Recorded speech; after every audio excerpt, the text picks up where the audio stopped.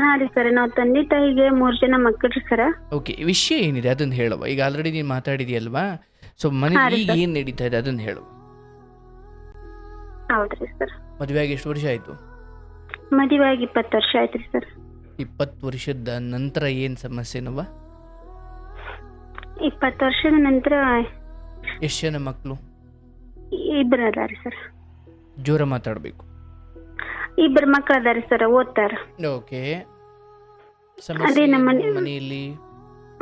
ನಮ್ಮ ಮನೆಯವರು ಬೇರೆ ಕಡೆ ಇನ್ನೊಂದ್ ಮದ್ವಿ ಮಾಡ್ಕೊಂಡಾರ. ಯಾವಾಗ? ಅವ್- ಈಗ ಅವಾಗ ಅವರು ಮಾಡ್ಕೊಂಡಾರಿ. ಆವಾಗ ಅಂದರೆ ಅವಾಗ ನಮ್ಮ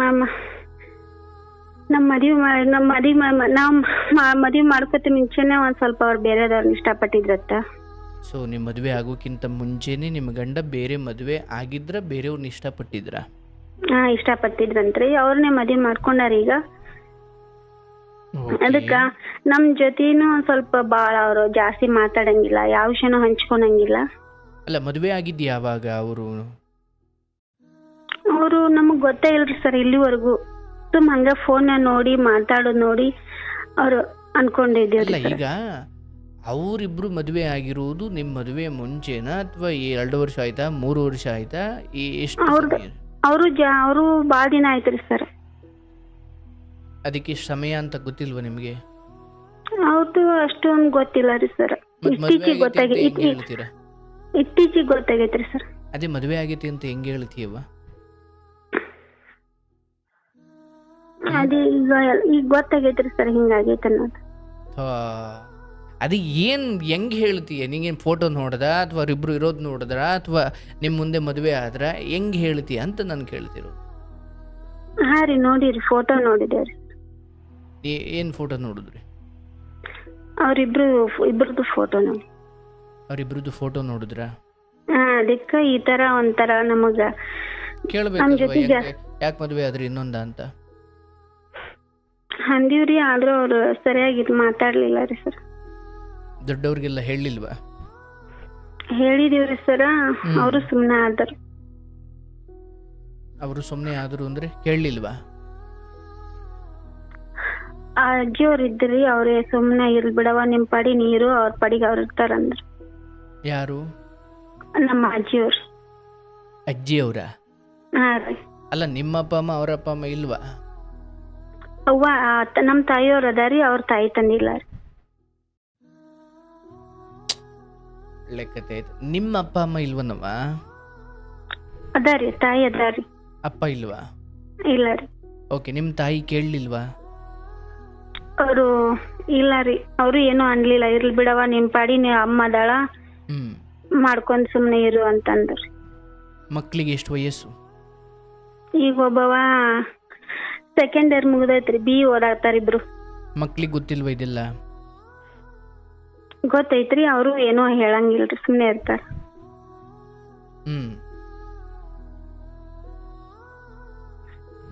ಮತ್ ನೀವು ಸುಮ್ಮನಿದ್ರ ಆಯ್ತಲ್ಲ? ಸುಮ್ನೆ ಇರ್ತೀವ್ರಿ, ಆದ್ರೂ ನಮಗ್ ಒಂಥರ ಬೇಜಾರು. ಒಟ್ಟ ಮನ್ಯಾಗ ಮಾತಾಡಂಗಿಲ್ಲ, ಯಾವ ವಿಷಯನೂ ಹೇಳಂಗಿಲ್ಲ. ತಂಪಾಡಿ ತಾವ್ ಸುಮ್ನೆ ಇರ್ತಾರ. ಕೇಳು, ಕೊಳ್ಪಟ್ಟಿ ಇಟ್ಕೊಂಡು ಅದು ಹೆಂಗೋ ಅದೇ ನನಗೆ ಮದುವೆ ಆಗಿ 2 ಮಕ್ಳು ಹುಟ್ಟಿಸ್ಬಿಟ್ಟು ಇನ್ನೊಬ್ಳನ್ನ ಅದು ಹೆಂಗಾದೆ ಅಂತ ಕೇಳು, ಕೊಳ್ಪಟ್ಟಿ ಇಟ್ಕೊಂಡು ಕೇಳಕ್ಕಲ್ವಾ? ಯಾವುದನ್ನು ನೀನು ಕೇಳಲಿಕ್ಕಾಗಲ್ವ ಅದನ್ನು ನೋಡ್ಕೊಂಡು ಸುಮ್ಮನಿರಬೇಕು. ಯಾವುದನ್ನು ನೋಡ್ಕೊಂಡು ಸುಮ್ಮನಿರೋಕ್ಕಾಗಲ್ವ ಆಚೆ ಬಂದುಬಿಡ್ಬೇಕು. 3 ಆಯ್ಕೆ ಇದ್ದಾವೆ. ಒಂದೋ ಕೇಳಿ ನ್ಯಾಯ ಪಡ್ಕೊಳ್ಬೇಕು, ಇಲ್ಲ ಸಹಿಸ್ಕೊಂಡು ಸುಮ್ಮನಿರಬೇಕು, ಇಲ್ಲ ಹೊರಗಡೆ ಬರಬೇಕು. ಏನು ಮಾಡ್ತಿದ್ದಿ ಮತ್ತೆ ಇದರಲ್ಲಿ 3ರಲ್ಲಿ ಯಾವ್ದು ಮಾಡಿದ್ದೀಯ? ಧೈರ್ಯ ಇಲ್ವಾ? ಇಲ್ವನವ? ಇಲ್ಲ ರೀ, ಹಂಗೇನಿಲ್ಲ ರೀ ಸರ್, ಅದಕ್ಕೆ ಸುಮ್ನೆ ಇರ್ತೀನ್ರಿ ನಾನೇ ನಮ್ಮ ಪಾಡಿ ನಾನು. ಅದು ಸುಮ್ಮನಿದ್ದೀಯ ಅಂದ್ರೆ ದುಃಖ ಪಡಬಾರ್ದು, ಸುಮ್ಮನಿದ್ದು ಬಿಡ್ಬೇಕು. ಏನವ ಇವೆಲ್ಲ? ನೋಡ್ತಾಯಿ, ಇವೆಲ್ಲ ಜಗತ್ತು ಸಂಬಂಧಗಳ ಮೌಲ್ಯವನ್ನು ಕಳ್ಕೊಳ್ಳೋ ಹಂತಕ್ಕೆ ಬಂದು ನಿಂತಿದೆ. ಗಂಡ ಹೆಂಡತಿ ಬೆಲೆಯನ್ನು ತಿಳ್ಕೊಳ್ಳಲ್ಲ, ಹೆಂಡತಿ ಗಂಡನ ಬೆಲೆ ತಿಳ್ಕೊಳ್ಳಲ್ಲ. ಮಕ್ಕಳಿಗೂ ಕೂಡ ಅಪ್ಪ ಅಮ್ಮ ಹಾಳಾಗಿ ಹೋದರೂ ಅವ್ರಿಗೂ ಏನು ಬೇಕಿರಲ್ಲ. ನನಗನ್ಸೋದು ಈ ಥರದ ಪರಿಸ್ಥಿತಿಗಳು ಒದಗಿ ಬಂದಾಗ ನಿನಗೆ ಆದ ಅನ್ಯಾಯವನ್ನು ಯಾರೊಬ್ಬರೂ ಪ್ರಶ್ನೆ ಮಾಡದ ಒಂದು ಸ್ಥಿತಿ ಅಲ್ಲಿದೆ. ಅಲ್ಲಿ ನಿನ್ನ ತಾಯಿನೂ ಹೆಚ್ಚು ಕೇಳಲ್ಲ, ನಿನ್ನ ಮಕ್ಕಳು ಅದನ್ನು ಕೇಳಲ್ಲ, ಅಥವಾ ನಿನಗೆ ಗಂಡನ ಕಡೆಯವರು ಯಾರೂ ಅದನ್ನು ಕೇಳಲ್ಲ. ಈ ಹಂತಕ್ಕೆ ಬಂದಾಗ ನನ್ನ ಮೊದಲ ವಿಚಾರ ಏನಂದರೆ, ಯಾರೂ ನನಗಂತ ಬೆಂಬಲ ಇಲ್ಲ ಅಂದಾಗ ನಾನು ಒಬ್ಬಳು ಹೋಗಿ ಇಲ್ಲಿ ಅಯ್ಯೋ ನೀನು ಹಂಗಾದೆ ಅಂತ ದ್ವೇಷ ಕಟ್ಕೊಳ್ಬಾರ್ದು. ಒಂದು ಅದು ಆಗೋಗಿದೆ, ಆ್ಯಂಡ್ ಅವನು ದಾರಿ ತಪ್ಪು ಹೋಗಿದ್ದಾನೆ, ಪರಸ್ತ್ರೀ ಚಟಕ್ಕೆ ಬಿದ್ದಿದ್ದಾನೆ, ಅವ್ನು ಮದುವೆ ಆಗಿದ್ದಾನೋ ಏನಾಗಿದ್ದಾನೋ. ಇಲ್ಲಿ ಮೊದಲು ಬದುಕಿನ ಹಾದಿಯನ್ನು ನೋಡಿಕೊಳ್ಬೇಕಂದ್ರೆ ಅನ್ನಕ್ಕೆ ತೊಂದರೆ ಆಗದಂಗೆ, ಆಶ್ರಯಕ್ಕೆ ತೊಂದರೆ ಆಗದಂಗೆ, ಮಕ್ಕಳ ಮುಂದೆ ನಾನು ಶತ್ರು ಆಗದಂಗೆ, ಮಕ್ಕಳಿಗೆ ಒಳ್ಳೆಯವಳಾಗಿ ಮನೆಗೆ ತಂದು ಕೊಡೋದ್ರಲ್ಲಿ ಜೀವನ ಮಾಡಿಕೊಂಡು ಆರೋಗ್ಯ ಕಾಪಾಡಿಕೊಂಡು ತೂಟ ಮಾಡಿಕೊಂಡು ಆರೋಗ್ಯವಾಗಿ ಇದ್ದು ಬಿಡಬೇಕು. ಅಂದರೆ ಎಲ್ಲ ಹೆಣ್ಮಕ್ಳು ಹೀಗೆ ಇರಬೇಕು ಅಂತ ಹೇಳಲ್ಲ, ಎಕ್ಕಡದಲ್ಲಿ ಹೊಡೆದು ಬುದ್ಧಿ ಕಲಿಸಿ ಅಂತಲೂ ಹೇಳಬಲ್ಲೆ. ಬಟ್ ನಿನ್ನ ಸ್ಥಿತಿ ನೋಡಿದ್ರೆ ಅದು ಹೇಳೋಕ್ಕಾಗಲ್ಲ. ನೀನೇನು ಮಾಡ್ಬೋದು, ಅಪ್ಪ ನನಗೆ ಅನ್ಯಾಯ ಮಾಡಿರುವ ನೀನು ಅದೆಷ್ಟು ದಿನ ಚೆನ್ನಾಗಿರ್ಲಿಕ್ಕೆ ಸಾಧ್ಯ? ಹಾಗಂತ ನೀನು ಶಾಪ ಹಾಕು ಅಂತ ಹೇಳುತ್ತಿಲ್ಲ. ನಿನ್ನ ಶಾಪದ ಹೊರತಾಗಿಯೂ ಹೀಗೆ ಒಂದು ಹೆಣ್ಣಿನ ಕಣ್ಣೀರಿಗೆ ಫಲ ಕೊಡೋದು ಅದು ಪ್ರಕೃತಿಯ ನಿಯಮ, ಅದು ಯಾರದು ಶಾಪವೂ ಅಲ್ಲ.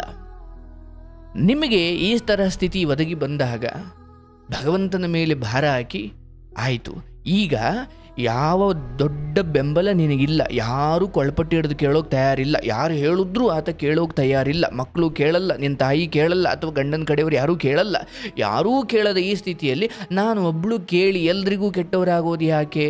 ಆಯಿತು, ಬೇಡ, ದೇವ್ರು ನೋಡಿಕೊಳ್ಳಿ, ನನಗೀಗ ನನ್ನ ಪಾಲಿಗೆ ಇದ್ದಿದ್ದಿಷ್ಟೇ ಅಂದುಕೊಂಡು ಮಕ್ಕಳನ್ನ ನೋಡಿಕೊಂಡು ನಿನ್ನ ಆರೋಗ್ಯ ನೋಡಿಕೊಂಡು ನೀನು ಮಕ್ಕಳ ಭವಿಷ್ಯವನ್ನು ಕಟ್ಟುತ್ತಾ ನಿನ್ನ ನೆಮ್ಮದಿಯನ್ನು ಕಟ್ಕೊಳ್ತಾ ನೀನು ಚೆನ್ನಾಗಿರಬೇಕೆ ಹೊರತು ಅಯ್ಯೋ ನಂಗೆ ನೆಮ್ಮದಿ ಇಲ್ಲ, ಅದಿಲ್ಲ, ಇದಿಲ್ಲ, ಬಿಡವ, ಬರ್ತಾರೆ ಅಂದರೆ ಸುಮ್ಮನೆ ಬರಲ್ಲ, ಅರ್ಧಂಬರ್ಧ ಜೀವ ಆಗಿ ಬರ್ತಾರೆ. ಹೆಣ್ಣಿಗೆ ಅನ್ಯಾಯ ಮಾಡಿದ ಯಾವನೂ ಕೂಡ ನೆಮ್ಮದಿಯಾಗಿರೋದು ಈ ಜಗತ್ತಲ್ಲಿ ಇಲ್ಲವೇ ಇಲ್ಲ. ಮೇಲ್ನೋಟಕ್ಕೆ ಮೊದಲು ಅನ್ನಿಸ್ಬೋದು ಸರ್ ಚೆನ್ನಾಗೇ ಅವರೇ ಅಂತ, ಒಳಗಿನ ಹುಣ್ಣು ಹೊರಗಡೆ ಗೊತ್ತಾಗಲ್ಲ. ಆ ನೋವಿನ ಯಾತನೆಯ ನರಕದ ದಿನಗಳು ಅಂತಿಮ ದಿನಗಳಲ್ಲಿ ಬರ್ತವೆ. ಇರಲಿ, ಅದೇನೇ ಇರಲಿ, ನಿನ್ನ ನೋವು ನನಗೆ ಅರ್ಥವಾಗುತ್ತೆ. ಆದರೆ ಲೋಕದಲ್ಲಿ ನಮಗಾಗ್ತಿರೋ ಅನ್ಯಾಯದ ವಿರುದ್ಧ ಒಂದು ಧ್ವನಿ ಎತ್ತಬೇಕು, ಇಲ್ಲ ಸಹನೆ ಮಾಡಬೇಕು. ಆದರೆ ಈಗ ನೀವಿರೋ ಸ್ಥಿತಿಯಲ್ಲಿ ಸಹನೆ ಮಾಡು. ಯಾಕೆ? ನೀನು ಏನು ಹೇಳಿದ್ರೂ ಅವರು ಕೇಳೋರಲ್ಲ, ಸರಿ ಹೋಗೋರಲ್ಲ. ಎಲ್ಲದಕ್ಕೂ ಒಂದು ಪ್ರತಿಫಲ ಅಂತ ಇದ್ದೇ ಇದೆ. ಒಂದು ಹೆಣ್ಣಿಗೆ ತಾಳಿ ಕಟ್ಟಿ 2 ಮಕ್ಕಳು ಹುಟ್ಟಿಸ್ಬಿಟ್ಟು ನನಗೆ ಹಳೇ ಯಾವುದೋ ಲವರ್ ಇದ್ಲು ಅಂತ ಅವಳನ್ನು ನಾನು ಮದುವೆ ಆಗಿ ಅವಳ ಜೊತೆ ಚೆನ್ನಾಗಿದ್ದು ಕಟ್ಟಿಕೊಂಡು ಬಂದ ಹೆಂಡತಿಗೆ ನಾನು ಅನ್ಯಾಯ ಮಾಡೋದಾದರೆ ಹಾಗಾದರೆ ಅದಕ್ಕೊಂದು ಫಲ ಇಲ್ವಾ? ಇದೆ. ಹೇಗಿದೆ ಅಂದರೆ, ಯಾವ ಮನುಷ್ಯ ನಿನಗೆ ಅನ್ಯಾಯ ಮಾಡಿದ್ನೋ ಅಯ್ಯೋ ಒಂದೊಂದು ತೊಟ್ಟು ನೀರಿಗೋಸ್ಕರ ನಿನ್ನ ಹತ್ರ ಅಲಿಯುವ ದಿನಗಳು ಬರ್ತವೆ. ಯಾಕಂದರೆ ಹೊರಗಡೆ ಅವಳು ಶಾಶ್ವತವಲ್ಲ. ಹಾಗಂತ ಅವ್ರು ಆ ಸ್ಥಿತಿಗೆ ಬರಲಿ ಅಂತ ನೀನು ಹಾರೈಸ್ತಾ ಇಲ್ಲ, ಅದು ಹಾಗೇ ಇರೋದು. ದುಃಖ ಪಡಬೇಡ, ಎಲ್ಲ ಒಂದು ದಿವಸ ಸಾಯೋದೆ. ಹೆಂಡತಿಯಾಗಿ ಯಾಕೋ ನನಗೆ ಆ ಯೋಗ ಇಲ್ಲ, ತಾಯಿಯಾಗಿ ನನ್ನ ಮಕ್ಕಳನ್ನು ನಾನು ಸರಿದಾರಿಯಲ್ಲಿ ನಡೆಸೋಣ. ನಾನು ನನ್ನ ನೆಮ್ಮದಿಯನ್ನು ಗಂಡನಲ್ಲೋ ಮಕ್ಕಳಲ್ಲೋ ಹುಡುಕೋದು ಬಿಟ್ಬಿಡೋಣ. ಮಕ್ಕಳಿಗೆ ಏನು ಕೊಡಬೇಕು ಅದು ತಾಯಿಯ ವಾತ್ಸಲ್ಯ, ಪ್ರೀತಿ, ಮಮತೆ, ಕಾಳಜಿ, ಅದು ನೀನು ಕೊಡವ. ಆದರೆ ನಿರೀಕ್ಷೆ ಮಾಡಬೇಡ. ಗೊತ್ತಿಲ್ಲ, ನಾಳೆ ನೀನು ಇಷ್ಟು ಚೆನ್ನಾಗಿ ಬೆಳೆಸಿದ ಮಕ್ಕಳು ಮತ್ತೇನೋ ಕಾರಣಕ್ಕೆ ಅವ್ರು ನಿನ್ನ ಗಂಡನಿಗಿಂತ ಹೆಚ್ಚು ನೋವನ್ನೇ ನಿನಗೆ ಕೊಡ್ಬೋದು. ತಯಾರಾಗಿರಿ, ಅದ್ಭುತವಾದದ್ದನ್ನು ನೀಡಿ, ಎಲ್ಲವನ್ನ ಕೊಡಿ, ಎಲ್ಲವನ್ನು ಸಮರ್ಪಣೆ ಮಾಡಿ, ಅಥವಾ ಎಲ್ಲವನ್ನೂ ನೀವು ನಿಮ್ಮ ಕರ್ತವ್ಯವನ್ನು ನಿಭಾಯಿಸಿ. ಆದರೆ ಆ ಕಡೆಯಿಂದ ಗಂಡ ನಿನಗೆ ನಿಯತ್ತಾಗಿರಬೇಕು, ಮಕ್ಕಳು ನಿನಗೆ ನಿಯತ್ತಾಗಿರಬೇಕು. ಹೌದು, ನೀನು ಬಯಸೋದ್ರಲ್ಲಿ ಯಾವ ತಪ್ಪು ಇಲ್ಲ, ನಿನ್ನ ಪಾಲಿನದ್ದನ್ನೇ ನೀನು ಕೇಳ್ತಾ ಇದೆಯಾ. ಅದು ಹಾಗೆಯೂ ನಾಳೆ ದಿನ ಯಾಕೋ ಅವರು ದಾರಿ ತಪ್ಪಿದ್ರು, ಅಥವಾ ಯಾರೋ ಅವರು ನಂಬಿಕೆ ದ್ರೋಹ ಮಾಡಿದ್ರು, ಬೆನ್ನಿಗೆ ಚೂರಿ ಹಾಕಿದ್ರು ಅಂದರೆ ಆಯಿತು, ನನ್ನ ಜೀವನವನ್ನು ಕೊಂದುಕೊಳ್ಳುವಷ್ಟು, ಆತ್ಮಹತ್ಯೆ ಮಾಡಿಕೊಳ್ಳುವಷ್ಟು ನಾನು ಪಾಪಿ ಆಗಲ್ಲ. ಇವ್ರು ಯಾರಿಗೋ ನಾನು ದುಃಖಿತಳಾಗಿ ದೇವರು ಕೊಟ್ಟ ಈ ಮನುಷ್ಯ ಜನ್ಮವನ್ನು ನಾನು ಹತ್ಯೆ ಮಾಡಿಕೊಂಡ್ರೆ ದೇವರಿಗೆ ದ್ರೋಹ ಮಾಡದಂಗೆ, ಈ ಯಕಶ್ಚಿತ್ ಮನುಷ್ಯರಿಗೆ ನಾನು ನನ್ನ ಬೆಲೆ ತೋರಿಸ್ಲಿಕ್ಕೆ ಆತ್ಮಹತ್ಯೆ ಮಾಡ್ಕೊಂಡ್ಬಿಟ್ರೆ ದೇವರಿಗೆ, ಅಥವಾ ದೇವರು ನಿಮ್ಮನ್ನು ಮನುಷ್ಯನಾಗಿ ಶ್ರೇಷ್ಠ ಜನ್ಮವಾಗಿ ಹುಟ್ಟಿಸಿದ್ದಾನೆ ಅಥವಾ ಇಲ್ಲಿ ಕಳಿಸಿದ್ದಾನೆ, ಆ ದೇವರ ನಿರ್ಧಾರಕ್ಕೆ ನಾನು ದ್ರೋಹ ಮಾಡ್ದಂಗೆ ಆಗ್ಬಿಡುತ್ತೆ. ಬೇಡ. ಆ್ಯಂಡ್ ಈ ಮುಂಚೆ ಇಂಥದ್ದೇನೋ ಅವನಿಗೆ ಬೇರೆ ಸಂಬಂಧ ಇತ್ತು ಅಂತ ನಿಮಗೇನು ಗೊತ್ತಿದ್ದು ಮದುವೆ ಆದರೂ ಇಲ್ವೋ ನನಗೆ ಗೊತ್ತಿಲ್ಲ. ಗೊತ್ತಿತ್ತಾ ನಿಮಗೆ? ಇಲ್ಲ ರೀ ಸರ್, ಗೊತ್ತಿದ್ದಿಲ್ಲ. ಗೊತ್ತಿರಲಿಲ್ಲ. ಅದಾಗ್ಯೂ ನಿಮ್ಮನ್ನು ನಂಬಿಸಿ ನಿಮ್ಮೊಂದಿಗೆ ಜೀವನ ಕಟ್ಟಿಕೊಂಡು ನಿಮ್ಮ ಕನಸುಗಳು ಹುಟ್ಟಾಕಿ ನಿಮ್ಮನ್ನು ಒಂದು ಹಂತದವರೆಗೂ ಚೆನ್ನಾಗಿ ನೋಡಿಕೊಂಡ್ರು ಅಂತಲೂ ನೀನು ಹೇಳ್ಬೋದು. ಬಟ್ ಇವತ್ತಿಗಾದ ಅನ್ಯಾಯ ಅಥವಾ ಇವತ್ತು ನೀನೊಬ್ಬಳು ಪತಿವ್ರತೆಯಾಗಿ ನೀನು ಅನುಭವಿಸ್ತಾ ಇರೋ ನೋವು, ಅವರು 20-30 ವರ್ಷ ಚೆನ್ನಾಗಿ ನೋಡಿಕೊಂಡಿದ್ದಕ್ಕೂ ಈ ನೋವಿಗೂ ಮತ್ತು ಚೆನ್ನಾಗಿ ನೋಡಿಕೊಂಡೆ ಅನ್ನೋ ಕಾರಣಕ್ಕೆ ಈ ನೋವು ಕೊಡ್ಬೋದಾ? ಇಲ್ಲ. ಅವ್ರು ಏನು ಚೆನ್ನಾಗಿ ನೋಡಿಕೊಂಡ್ರು 10 ವರ್ಷ, ಒಂದೇ ದಿವಸಕ್ಕೆ ಆ ಎಲ್ಲ ನೋವನ್ನು ಅಥವಾ ಅದಕ್ಕಿಂತ ಹೆಚ್ಚಿನ ನೋವನ್ನು ಒಂದೇ ಸತಿ ಕೊಟ್ಟುಬಿಟ್ಟಿದ್ದಾರಷ್ಟೆ. ಇರ್ಲವ್ವ, ನಿನಗೆ ನಾನು ಹೇಳೋದು, ಒಳ್ಳೆ ಕಾಲ ಬರುತ್ತೆ. ಒಳ್ಳೆಯದು ಅಂತ ಏನಿಲ್ಲ, ಇರುವ ಕಾಲವೆಲ್ಲ ಒಳ್ಳೆಯದೇ. ನಾನು ನೋಡೋ ದೃಷ್ಟಿಕೋನ ಬದಲಾಯಿಸಿಕೊಳ್ಳಬೇಕು. ಕೆಲವೊಂದು ಕೊಳೆಗಳನ್ನು ನಾನು ಗಂಗಾ ಮಾತೆಯ ಸಹಾಯದಿಂದ ಶುದ್ಧೀಕರಿಸಬಹುದು. ಆದರೆ ಮಚ್ಚೆಯನ್ನು ಯಾವ ನೀರಿನಿಂದ ತೊಳೆಯಬಲ್ಲೆ? ಈ ಎಲ್ಲ ಚಪಲಗಳು ಅವರಿಗೆ ಮಚ್ಚೆಯ ರೀತಿ ಗರ್ಭದಿಂದ ಬಂದಿರ್ತವೆ. ಅದನ್ನು ನೀನು ತೊಳೆಯೋಕ್ಕಾಗಲ್ಲ. ಅದಕ್ಕೆ ವಿಧಿಯೇ ಮದ್ದು ಕೊಡುತ್ತೆ. ನೀನು ದುಃಖಿತಳಾಗಬೇಡ, ತುಂಬ ಕೊರಗ್ತಾ ಕೂತ್ಕೊಳ್ಳಬೇಡ.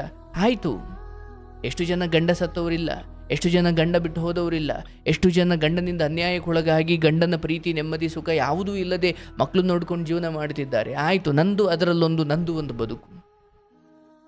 ಎಂದೋ ಒಂದು ದಿವಸ ಆ ಹೆಣ್ಣಿನಿಂದ ಅನ್ಯಾಯಕ್ಕೊಳಗಾಗಿ ಬ್ಲ್ಯಾಕ್ ಮೇಲೋ ಇನ್ನೇನೋ ಆಗಿ ಅರ್ಧಂಬರ್ಧ ಜೀವ ಆಗಿ ಬರ್ತಾನಲ್ಲ, ಅವತ್ತು ನೋಡ್ಕೋ. ಬಟ್ ಒಂದು ಹೆಣ್ಣಾಗಿ ನನಗಾದ ಅನ್ಯಾಯಕ್ಕೆ ಏನು ಸರ್ ಉತ್ತರ ಅಂದಾಗ, ಇವೆಲ್ಲವೂ ನಮ್ಮ ಪ್ರಾರಬ್ಧದಲ್ಲಿದ್ದಾವೆ, ನಮ್ಮ ಕರ್ಮಗಳಲ್ಲಿದ್ದಾವೆ. ನಾವಿದೊಂದು ಕೆಟ್ಟ ಗಳಿಗೆಯನ್ನು ಕಡಿಲೇಬೇಕು. ಯಾಕಂದರೆ ಎಲ್ಲ ಮನುಷ್ಯರ ಜೀವನದಲ್ಲೂ ಒಂದೊಂದು ಕಪ್ಪು ದಿನಗಳು, ಕೆಟ್ಟ ದಿನಗಳು, ಅಥವಾ ಕಷ್ಟದ ದಿನಗಳು, ಅಥವಾ ನೋವಿನ ಸಂಕಷ್ಟದ ದಿನಗಳು ಬಂದೇ ಬರ್ತವೆ. ಬೇರೆ ಬೇರೆ ರೂಪದಲ್ಲಿ ಬರ್ತವೆ. ಕೆಲವರಿಗೆ ಹಣಕಾಸಿನ ನಷ್ಟದ ರೂಪದಲ್ಲಿ, ಕೆಲವೊಬ್ಬರಿಗೆ ಜೊತೆಗಿದ್ದವರ ನಂಬಿಕೆ ದ್ರೋಹದ ರೂಪದಲ್ಲಿ, ಕೆಲವೊಬ್ಬರಿಗೆ ರೋಗದ ರೂಪದಲ್ಲಿ, ಕೆಲವೊಬ್ಬರು ನಾನಾ ರೀತಿಯ ಕಷ್ಟ ಕಾರ್ಪಣ್ಯಗಳು ಬರ್ತವೆ. ಈಗ ನಿನಗೆ ಈ ಥರ ಬಂದಿದೆ. ಈಗ ಇದನ್ನು ದೊಡ್ಡದು ಮಾಡಿ ಮನೆಯಲ್ಲಿ ರಾದ್ದಾಂತ ಮಾಡಬೇಕಾ? ಬೇಡ. ಒಂದು, ನಿನಗಂಥ ಹಿನ್ನೆಲೆ ಇಲ್ಲ, ಅಥವಾ ಯಾರು ಅಂತಹ ದೊಡ್ಡ ಬೆಂಬಲ ಇಲ್ಲ. ನನ್ನ ಪ್ರಕಾರ ಈ ಜನರಿಗಿಂತ ನಿನಗೆ ದೈವದ ಬೆಂಬಲ ಇದೆ. ಅದಕ್ಕೊಂದು ಸಮಯ ಬರುತ್ತೆ, ಕಾಯು. ದುಃಖಿತಳಾಗಬೇಡ, ಕೊರಗಬೇಡ, ಆರೋಗ್ಯ ಕೆಡಿಸ್ಕೊಳ್ಬೇಡ. ದೇವರಿಟ್ಟಿದ್ದಾಗುತ್ತೆ, ಪರವಾಗಿಲ್ಲ. ನನ್ನ ಬದುಕಲ್ಲಿ, ನನ್ನ ಹಣೆ ಬರಹದಲ್ಲಿ ಏನಿದೆಯೋ ಅದು ನಡೆಯುತ್ತೆ. ನಾನು ಯಾರಿಗೂ ಅನ್ಯಾಯ ಮಾಡಿಲ್ಲ, ಯಾರಿಗೂ ನಾನು ಮೋಸ ಮಾಡಿಲ್ಲ. ನನ್ನ ಜೀವನಕ್ಕೆ ಯಾಕೋ ಹಿಂಗಾಗಿದೆ ಅಂದರೆ ಏನೋ ನಿನ್ನ ಹಣೆ ಬರಹದಲ್ಲಿ ಇದ್ದೆ, ಅದು ಆಗ್ತಾ ಇದೆ. ಹಾಗಂದ್ಕೊಂಡು ನಾವು ಸಮಾಧಾನ ಮಾಡ್ಕೊಂಡ್ಬಿಡ್ಬೇಕು. ಅದರಿಂದ ಆಚೆ ಇನ್ನೇನಿದೆ ಕುತಂತ್ರಗಳು, ಅವೆಲ್ಲ ನಿನಗೂ ಗೊತ್ತಿರೋದೆ. ಆದರೆ ನಾವು ಅದನ್ನೆಲ್ಲ ಕೇಳಿ ಪ್ರಶ್ನೆ ಮಾಡಿ ದ್ವೇಷ ಕಟ್ಟಿಕೊಂಡು ನರಕದ ಜೀವನಕ್ಕೆ ಪ್ರವೇಶ ಮಾಡುವುದಕ್ಕಿಂತ ಆಯಿತು, ಚೆನ್ನಾಗಿರಲಿ ಅವರು ಅಂದುಕೊಂಡು ಇರವ. ಏನು ಮಾಡಲಿಕ್ಕಾಗಲ್ಲ. ಈ ಸಮಯದಲ್ಲಿ ನಿನ್ನ ಜೀವನದಲ್ಲಿ ಬರ್ತವೆ, ಗಂಡ ನಿನ್ನೊಂದಿಗೆ ಮತ್ತೆ ಚೆನ್ನಾಗಿರುವ ದಿನಗಳು ಬಂದೇ ಬರ್ತವೆ.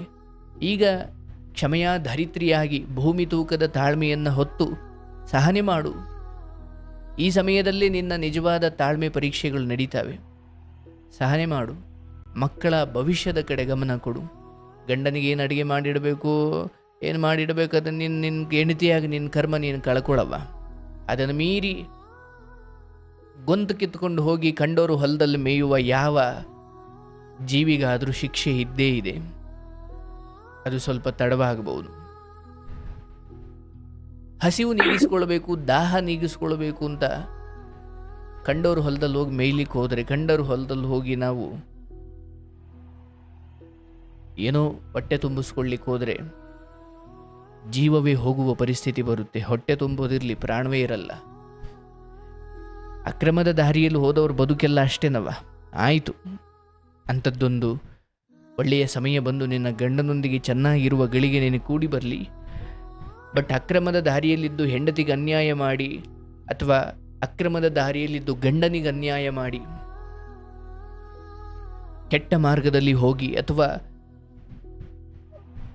ಅಕ್ರಮ ಮಾರ್ಗದಲ್ಲಿ ಹೋಗಿ ದೇಹದ ಸುಖಗಳನ್ನು ತೀರಿಸಿಕೊಳ್ಳಲಿಕ್ಕೆ ಅಥವಾ ಕಟ್ಟುಪಾಡುಗಳನ್ನು ಮೀರಿ ಒಂದು ಹೆಣ್ಣಿಗೆ, ಒಂದು ಗಂಡಿಗೆ ಅನ್ಯಾಯ ಮಾಡಿ ಇನ್ನೊಬ್ಬನ ಹಿಂದೆ ಹೋಗಿ ದೇಹದ ಸುಖಕ್ಕೋಸ್ಕರ ಅಗ್ನಿ ಸಾಕ್ಷಿಯಾಗಿ ಯಾವ ಸಪ್ತಪದಿಯನ್ನು ತುಳಿದು ಯಾವ ವಾಗ್ದಾನಗಳನ್ನು, ಯಾವ ಒಪ್ಪಂದಗಳನ್ನು ನೀವು ಅಂದು ಮಾಡಿಕೊಂಡಿದ್ರೋ ಅವುಗಳನ್ನು ನೀವು ಪಂಚಭೂತ ಸಾಕ್ಷಿಯಾಗಿ ಮುರಿತಾ ಇದ್ದೀರಿ. ಇನ್ನೊಂದು ಯಾವುದೋ ಸುಖಕ್ಕೆ, ಹೆಣ್ಣಿಗೋ ಗಂಡಿಗೋ ಇನ್ಯಾವುದೋ ಮೋಹಕ್ಕೆ ಬಿದ್ದು ಅಗ್ನಿಸಾಕ್ಷಿಯಾಗಿ ಸಪ್ತಪದಿ ತುಳಿದು ಯಾವುದನ್ನು ನಿಮ್ಮ ಹೆಂಡತಿಗೆ, ನಿಮ್ಮ ಗಂಡನಿಗೆ ವಾಗ್ದಾನ ಮಾಡಿದ್ರಿ, 7 ಜನ್ಮಕ್ಕೂ ನಿನ್ನ ಜೊತೆ ಇರ್ತೀನಿ, ಅಥವಾ ಧರ್ಮ ಅರ್ಥ ಕಾಮ ಮೋಕ್ಷ, ಅಥವಾ ಈ ಎಲ್ಲ ರೀತಿಯ ಪುರುಷಾರ್ಥಗಳನ್ನು ನಿನ್ನೊಂದಿಗೆ ಅನುಭವಿಸ್ತೀನಿ ಅಂತ 3 ಗಂಟೆ ಹಾಕಿ ಸಪ್ತಪದಿ ತುಳಿದು ಪರಸ್ಪರ ವಾಗ್ದಾನಗಳನ್ನು ಮಾಡಿಕೊಂಡು ಅಗ್ನಿಯ ಸಾಕ್ಷಿಯಾಗಿ, ಭಗವಂತನ ಸಾಕ್ಷಿಯಾಗಿ ಮಾತು ಕೊಟ್ಟಿದ್ರೋ ಅದನ್ನು ಸುಖದ ಕಾರಣಕ್ಕಾಗಿ ನೀವು ಮುರಿತೀರಾ ಅನ್ನೋದಾದರೆ ನರಕ ತೋರಿಸುತ್ತದು. ಅದು ಯಾರದೋ ಶಾಪವಲ್ಲ, ಅದು ಪ್ರಕೃತಿಯ ನಿಯಮ. ಹಾಗಾಗಿ ನೀನಂತೂ ಅಗ್ನಿಸಾಕ್ಷಿಯಾಗಿ ಸಪ್ತಪದಿ ತುಳಿದ ಸಮಯದಿಂದಲೂ ನೀನು ಅದಕ್ಕೇನು ಬದ್ಧಳಾಗಿರಬೇಕು ಹಾಗೇ ಇದ್ದೀಯವ. ನಿನ್ನ ಕರ್ಮ ನೀನು ಮುಂದುವರಿಸ್ಕೊಂಡು ಹೋಗು. ಯಾರಾದರೂ ದಾರಿ ತಪ್ಪಲಿ, ಸತ್ಯದ ಪರ ಒಬ್ಬನೇ ಇರಲಿ, ನೀವು ಆ ಒಬ್ಬನ ಜೊತೆ ಇರಬೇಕು. ಸುಳ್ಳಿನ ಪರ 1000 ಜನ ಇರಲಿ, 1000 ಜನ ಇದ್ದಾರೆ ಅಂದ್ಕೊಂಡು ನಾವು ಸಂಖ್ಯೆ ನೋಡಬಾರ್ದು, ಸತ್ಯ ಸುಳ್ಳು ಇಷ್ಟೇ ನೋಡಬೇಕಾಗಿರೋದು. ಹಾಗೆ ಜಗತ್ತೆಲ್ಲ ಅಕ್ರಮ ದಾರಿಯಲ್ಲಿ ಹೋಗಿ ಸುಖ ಈಡೇರಿಸ್ಕೊಳ್ತಾ ಇರಲಿ, ನೀನು ಧರ್ಮದಲ್ಲಿ ಬದುಕು. ಆಯ್ತಾ? ಸರಿ ಸರ್, ಅಷ್ಟು ಬದುಕುವ. ನಿನ್ನ ಗಂಡ ಸಮಾಧಾನ ಆಯ್ತು. ಇನ್ನೊಂದು 2-3 ವರ್ಷ ಇದೆಲ್ಲ ಇದ್ದಿದ್ದೆ, ನೀನು ಮೌನವಾಗಿರು. ಎಲ್ಲವೂ ಪ್ರಕೃತಿ ಅದಕ್ಕೆ ಉತ್ತರ ಕೊಟ್ಟು ಮತ್ತೆ ಎಳಕಂಡು ಬಂದು ಜುಟ್ಟು ಹಿಡ್ಕೊಂಡು ನಿನ್ನ ಪಾದಕ್ಕೆ ಬಿಡುತ್ತೆ. ಚೆನ್ನಾಗಿರ್ತೀಯ, ಡೋಂಟ್ ವರಿ, ಎಲ್ಲ ಮುಗಿದು ಹೋಯ್ತು ಅನ್ನೋ ಭಾವನೆ ಬೇಡ. ಏನು ನನ್ನ ಪಾಲಿನ ಕರ್ಮ ಆಯಿತು, ಈಗ ಗಂಡ ಕೈ ತಪ್ಪಿ ಹೋಗಿದ್ದಾನೆ, ಸರಿ ಮಾಡುವ ಸ್ಥಿತಿಯಲ್ಲಿ ನಾನಿಲ್ಲ, ಆಯಿತು. ಉಳಿದದ್ದು ಕೆಲವು ವಿಚಾರಗಳಿದ್ದಾವೆ, ಅದನ್ನಾದರೂ ನಾನು ಸರಿ ಮಾಡಿಕೊಳ್ಬೇಕು. ಅಯ್ಯೋ ಗಣಿತ ಸಬ್ಜೆಕ್ಟಲ್ಲಿ ನಾನು ಯಾಕೋ ಫೇಲ್ ಆಯ್ತೀನಿ ಅನ್ನೋ ಕಾರಣಕ್ಕೆ ಎಕ್ಸಾಮ್ಗೆ ಹೋಗದೆ ಇದ್ರೆ ಹೆಂಗೆ? ಉಳಿದ ಸಬ್ಜೆಕ್ಟನ್ನಾದರೂ ನಾನು ಪಾಸ್ ಮಾಡಿಕೊಳ್ಳೋಣ, ಆಮೇಲೆ ಬೇಕಾದ್ರೆ ಕಟ್ಟಿ ಮತ್ತೆ ಗಣಿತ ಪಾಸ್ ಮಾಡಿಕೊಳ್ಳೋಣ, ಹೌದಲ್ಲ? ಅಯ್ಯೋ ಗಣಿತದಲ್ಲಿ ನನಗೆ ಯಾಕೋ ಫೇಲ್ ಹಾಕೋ ಭಯ ಇದೆ ಅಂದ್ಕೊಂಡು ಯಾವ ಎಕ್ಸಾಮ್ಗೂ ಹೋಗದೆ ಇದ್ರೆ ನಷ್ಟ ನನಗೆ. ಹಂಗೆ ಗಂಡ ಅನ್ನೋ ವಿಚಾರ, ಮಕ್ಕಳು ಅನ್ನೋ ವಿಚಾರ ಯಾವುದೋ ಒಂದರಲ್ಲಿ ಯಾಕೋ ಸೋತಿದ್ದೀನಿ ಎಂದು ಮಾತ್ರಕ್ಕೆ ಉಳಿದ ವಿಚಾರ, ಅತ್ತೆ ಮಾವನ ವಿಚಾರ ಅಥವಾ ಮಕ್ಕಳ ವಿಚಾರ, ಗಂಡನ ವಿಚಾರ ಅಥವಾ ನಿನ್ನ ಆರೋಗ್ಯದ ವಿಚಾರ, ಉಳಿದೆಲ್ಲ ವಿಚಾರವನ್ನು ಚೆನ್ನಾಗಿ ನಿಭಾಯಿಸಬೇಕು. ಒಂದು ಯಾವುದು ಕೈ ಬಿಟ್ಟು ಹೋಗಿದೆ, ಆಯಿತು, ಅದು ಬಂದರೆ ಬೇಕಾದ್ರೆ ಆಮೇಲೆ ಬರಲಿ, ಉಳಿದದ್ದನ್ನು ನೋಡಿಕೊಂಡು ಹೋಗಬೇಕು, ಆಮೇಲೆ ಎಲ್ಲ ಸರಿ ಹೋಗುತ್ತೆ, ಭಯ ಬೇಡ. ಒಳ್ಳೇದಾಗ್ಲವ, ಶುಭವಾಗ್ಲಿ. ಸರಿ ಸರ್. ಸರಿ, ಥ್ಯಾಂಕ್ಸ್ ರೀ ಸರ್. ಎಷ್ಟು ಬೇಜಾರಾಗಿತ್ತು, ಅದಕ್ಕೆ ನಿಮ್ಮಿಂದ 2 ಮಾತು ಕೇಳ್ಬೇಕಂತ ಹಚ್ಚಿದ್ದೀರಿ ಸರ್. ಬೇಜಾರು ಮಾಡ್ಕೋಬೇಡಿ. ಇಲ್ಲ ನೀನ್ ನೋಡ್ಬಾ, ಈಗ ನಾನು ಹೇಳೋದು ನೀನು ಇನ್ನೂ 1 ಗಂಟೆ ಮಾತಾಡಿದ್ರು ನಾನು ಮಾತಾಡಬಲ್ಲೆ. ಬಟ್ ಅಂತಿಮವಾಗಿ ನಿನ್ನ ಮನಸ್ಸಲ್ಲಿ ಏನೋ ಒಂದು ನೋವಿದೆ ಅಂತ ನನ್ನ ಗಮನಕ್ಕೆ ಬಂದಾಗ ನೋಡು, ನಾನು ಇಷ್ಟೊತ್ತು ನಾನು ಸಮಯ ಮಾಡಿಕೊಂಡೆ. ಅದು ಮಾಡಿಕೊಟ್ಟೆ ಅನ್ನೋದಕ್ಕಿಂತ ನೀವು ಅಷ್ಟು ನನ್ನನ್ನು ನಂಬಿ, ನಾನು ನಿಮ್ಮ ಅಣ್ಣನಾಗೋ ತಮ್ಮನಾಗೋ ಗುರುವಾಗೋ, ನಾನು ನಿನ್ನ ಹೃದಯದಲ್ಲಿರುವ ಗೊಂದಲ ಆತಂಕಗಳನ್ನು ದೂರ ಮಾಡಿ ಇಲ್ಲವ್ವ ಅಂತ ನಿನಗೊಂದು ದಾರಿ ತೋರಿಸಿ ಅಥವಾ ನಿನಗೊಂದು ಮಾರ್ಗ ತೋರಿಸೋದು ನನ್ನ ಪಾಲಿನ ಅವಕಾಶ. ಅದು ಭಗವಂತ ಕೊಟ್ಟದ್ದು, ಅದು ನಾನೇನು ನಿಮಗೆ ಧರ್ಮ ಮಾಡ್ತಿಲ್ಲ, ನೀವು ನನ್ನನ್ನು ನಂಬಿದ್ದೀರಿ. ಹಾಗಾಗಿ ಇಲ್ಲ ರೀ ಸರ್, ನೀವು ಪ್ರೀತಿನ ಮಾತಾಡ್ತಿರಲ್ಲ, ಅದೇ ಒಂಥರ ಖುಷಿ ರೀ. ಐಶ್ವರ್ಯ ಅಂತ ಕೊಟ್ಟಷ್ಟೇ ಖುಷಿ ಕೊಡುತ್ತಾ. ಅಷ್ಟು ಪ್ರೀತಿ ತೋರಿಸ್ತಿರಲ್ಲ, ಅಷ್ಟು ಕಾಳಜಿ ಮಾಡ್ತಿರಲ್ಲ, ನನ್ನವ್ರು ಅನ್ನೋಂತ ಭಾವನೆ ತೋರಿಸ್ತಿರಲ್ಲ. ಆ ತರ ಭಾವನೆ ಇನ್ನೊಬ್ರು ಕೊಡಲ್ಲ. ಅದಕ್ಕೆ ನಿಮ್ ಜೊತೆ ನಾವು 10 ಸರಿ ಆದ್ರೂ ಫೋನ್ ಮಾಡ್ಬೋದು, 10 ಸರಿ ಆದ್ರೂ ಅವ್ರ ಜೊತೆ ಮಾತಾಡ್ಬಾರು ಅನ್ನೋಂತ ಭಾವನೆ ನಿಮ್ಮ ಒಂಥರ ಭಾವನೆ ರೀ ಸರ್. ಖಂಡಿತ ಅಷ್ಟು ಖುಷಿ ಆಗ್ತೈತ್ರಿ. ನೀವ್ ಒಂದೇ ಸರಿ ಅವಾಗ ಹಚ್ಚಿದೇವ, ಈಗ ಬೇಡ ಅಂದ್ರ ನಮಗ್ ಬೇಜಾರಾಗತ್ತ, ನಿಮ್ ಜೊತೆ ಮಾತಾಡ್ಲಿಕ್ಕೆ ನಮಗ್ ಸಮಾಧಾನ ಆಗಂಗಿಲ್ಲ. ಏನ್ ಮಾಡ್ತೀರಿ, ಜನಗಳು ಜಾಸ್ತಿ ಆಗ್ತಾ ಇರ್ತಾರಲ್ಲ, ಅದಕ್ಕೆ ಈಗ ಎರಡೇ ಮಾತು ಹೇಳಿದ್ರು ಅದ್ರಾಗ ಎಷ್ಟು ಅರ್ಥ ಐತ್ರಿ, ಎಷ್ಟು ಒಂದ್ ಸ್ವಲ್ಪ ಮನಸ್ಸು ಎಷ್ಟು ನಿರಾಳ ಆಯ್ತು. ಈಗ ಎಷ್ಟು ದಿನ ಆಯ್ತ್ರಿ ಸರ್, 8-10 ದಿನ ಆಯ್ತು, ಮನಸ್ಸು ಎಷ್ಟು ಭಾರ ಆಗಿತ್ತು. ನಿಮ್ 2 ಪ್ರೀತಿ ಮಾತು ಕೇಳಿದ್ರ ಆ ಭಾವನೆ ಎಲ್ಲ ಮರ್ಕೋದು. ಬಹಳ ಸಂತೋಷ. ನೋಡಿ, ನನಗೆ ಕ್ಷಮಿಸಿ ನಿಮ್ಮನ್ನ. ಅಂದ್ರೆ ಕೃಷ್ಣನ ಇಚ್ಛೆ ಇದ್ದರೆ ಬಹುಶಃ ನಾನು ಆಯ್ತವ ನೀವು ಆಲ್ರೆಡಿ ಕರೆ ಮಾಡಿದ್ರಿ ಅಂತ ಹೇಳ್ತಿದ್ನೋ ಏನೋ, ಬಟ್ ನನಗೆ ಯಾಕೋ ನನ್ನ ಬಾಯಿಂದ ಆ ಮಾತು ಬರಲಿಲ್ಲ. ಅಂದರೆ ಅವನ ಇಚ್ಛೆ ಇದ್ದೇ ಇಷ್ಟು ಜನಗಳ ನಡುವೆ ನಿಮಗೆ ಕರೆ ಸಿಕ್ಕಿದೆ, ಅವನ ಇಚ್ಛೆ ಇದ್ದೇ ಇಲ್ಲಿ ನಾನು ಒಂದಷ್ಟು ಸಮಯ ಕೊಡಬೇಕು ಅನ್ನೋದಿದ್ದರೆ ನಾನೇನೋ ಕೃತಕವಾಗಿ ನಿಮ್ಮನ್ನು, ಅಂದರೆ ನೋಡಿ, ಯಾಕೆ ಇದನ್ನು ನಾನು ಭಗವಂತನ ಅನುಗ್ರಹ ಅಂತೀನಿ ಅಂದರೆ, ಯಾರೋ ಒಬ್ಬರನ್ನ ಸಾಕಪ್ಪ ಆಯಿತು ನಾನು ಮತ್ತೆ ಮಾತಾಡ್ತೀನಿ ಅಂತ ಒಬ್ಬರಿಗೆ ಹೇಳ್ತೀನಿ ಅಂದರು, ಅಥವಾ ಆಯ್ತು ಕಣಯ್ಯ ಇನ್ನೊಮ್ಮೆ ಮಾತಾಡೋಣ, ಇನ್ನೊಂದ್ಸಲಿ ಮಾಡು ಅಂತ ಯಾರಿಗೂ ಹೇಳ್ತೀನಿ ಅಂದರು, ಅಥವಾ ಎರಡೆರಡವರು ಒಬ್ಬತ್ರ ಮಾತಾಡ್ತೀನಿ ಅಂದರು, ಎಲ್ಲವೂ ಅವನ ಇಚ್ಛೆ. ಈಗ ನನಗೇನು ಸ್ವತಃ ಅವ್ರ ಮೇಲೆ ದ್ವೇಷ ಇದ್ದು ಅವ್ರಿಗೆ ಯಾರು ಅವ್ರ ಬಗ್ಗೆ ನನಗೆ ಗೊತ್ತೇ ಇರಲ್ಲ ಅವ್ರು ಯಾರು ಅಂತ, ನಾನು ಯಾಕೆ ಹೇಳಲಿ ಅವರಿಗೆ? ಅಥವಾ 2 ಗಂಟೆ ಮಾತಾಡೋದಕ್ಕೂ ಅಥವಾ ಸಡನ್ನ ಫೋನ್ ಕಟ್ ಮಾಡೋದಕ್ಕೂ ನನಗೆ ಕಾರಣ ಇಲ್ಲ. ಅದು ಅವನ ಇಚ್ಛೆ. ಹೌದು, ಈಕೆ ಈ 2 ವರ್ಷದ ಹಿಂದೆ ಮಾತಾಡಿರ್ಬೋದು, ಈಗ ಅವ್ರಿಗೆ ಕರೆ ಸಿಗೋದು, ಅವರು ತಮ್ಮ ವಿಚಾರಗಳನ್ನು ಹಂಚ್ಕೊಳ್ಳಿಕ್ಕೆ ಬಂದಾಗ, ಸಾಮಾನ್ಯವಾಗಿ ನಾನು 2ನೇ ಸಾರಿ ಇಂದಾಗ ಒಂಚೂರು ಆಯ್ತಪ್ಪ ಇನ್ನೊಮ್ಮೆ ಮಾಡ್ರಪ್ಪ, ಬೇರೆ ಇನ್ನೊಬ್ರಿಗೆ ಕರೆ ಸಿಗ್ಲಿ, ಇನ್ನೊಬ್ರಿಗೆ ಅವಕಾಶ ಸಿಗ್ಲಿ ಅಂತ ಅಂತೀರಿ ಸರ. ಹೌದೌದು, ಅದು ನಿಮ್ ಮಾತಿನ ಅರ್ಥ ಆಗ್ತೈತ್ರಿ ಸರ. ಅದಕ್ಕ ನಮಗ್ ಯಾಕೋ ಒಂದ್ ಸ್ವಲ್ಪ ನಿಮ್ಮಿಂದ 2 ಪ್ರೀತಿ 2 ಮಾತು ಕೇಳಿದ್ರ, ನೀವು ಬಾಳ್ ಹೇಳೋದಕ್ಕಿಂತ 2 10 ಸೆಕೆಂಡ್ ಪರವಾಗಿಲ್ಲ, ಆಯ್ತಲ್ವಾ ಸರಿ ಹೋಗುತ್ತಾ ಅಂದ್ರ ಅಷ್ಟೇ ಸಾಕು. ಥ್ಯಾಂಕ್ ಯು ನಮ್ಮ. ಖಂಡಿತ ಇನ್ನು ಮುಂದೆ ಆ ರೀತಿ ಯಾರೇ ಕರೆ ಮಾಡಿದ್ರು 1-2 ಮಾತಾದರೂ ಅವ್ರ ಜೊತೆ ಆಡ್ತೀನಿ. ಇನ್ನ ನಿಮ್ ಮ್ಯಾಲ ಪ್ರೀತಿ ಹೆಚ್ಚಾಗುತ್ತಾ, ನಿಮ್ಮ ಮ್ಯಾಲ ಗೌರವ ಹೆಚ್ಚಾಗತ್ರಿ ಸರ. ಬಾಳ ಪ್ರೀತಿ, ಎಲ್ಲರನ್ನ ಎಷ್ಟು ಮನಸ್ಸು ಭಾರ ಆಗಿರ್ತಾವಂದ್ರ ನಿಮ್ ಮುಂದ್ ಎಷ್ಟ್ ಹೇಳ್ಕೊಂಡ್ರು ಕಡಿಮಿನ ರೀ ಸರ. ಹೌದು. ಸಾರಿ ಸರ, ನಿಮ್ ಬೇಜಾರಾಗಂಗ್ ಮಾತಾಡಿದ್ರ. ಏನ್ ತೊಂದ್ರೆ ಇಲ್ಲ, ಚೆನ್ನಾಗಿ ಹೇಳಿದ್ರಿ, ನಾನು ಅದನ್ನ ತಿದ್ದುಕೊಳ್ತೀನಿ. ಆಯ್ತಾ? ಒಳ್ಳೇದಾಗ್ಲವ, ನಿಮಗೆ ಶುಭವಾಗ್ಲಿ, ಚೆನ್ನಾಗಿ ಊಟ ಮಾಡಿ ಕಾಪಾಡ್ಕೊಳ್ಳಿ, ಮತ್ತೆ ಯಾವತ್ತಾದ್ರೂ ಮಾಡಿ. ಶುಭವಾಗ್ಲವ. ಥ್ಯಾಂಕ್ಸ್ ರೀ ಸರ. ನೋಡಿ, ಆಕೆಯಿಂದ ನಾನೊಂದು ಪಾಠ ಕಲಿತೆ ಇವತ್ತು. ನಾನು ಸಾಮಾನ್ಯವಾಗಿ 2ನೇ ಸಾರಿ ಕರೆ ಬಂದಾಗ ಆಯ್ತಪ್ಪ ಇನ್ನೊಮ್ಮೆ ಅಲ್ಲ, ಬಹುಶಃ ಮುಂದೆಯೂ ನಾನು ಅದನ್ನೇ ಹೇಳಬಲ್ಲೆ, ಪಾಪ 2ನೇ ಸಾರಿ ಅಂತ ಅಂದಾಗ ಇನ್ನೊಂದ್ಸಲಿ ಮಾತಾಡೋಣಪ್ಪ ಅಂತ. ಬಟ್ 1-2 ಒಳ್ಳೆ ಚೆನ್ನಾಗಿ ಮಾತಾಡಿ ಅವರನ್ನು ಪ್ರೀತಿಯಿಂದ 1-2 ಮಾತಾಡೋಕ್ಕಾದರೂ ನಾನು ಪ್ರಯತ್ನ ಮಾಡಬೇಕು. ಖಂಡಿತ ಕಲಿತೀನವ ನಾನು ಇದನ್ನು. ಒಳ್ಳೆಯದಾಗಲಿ. ಈಗ ನಾನು ಮುಂದಿನ ಕರೆ ತಗೊಳ್ತೀನಿ.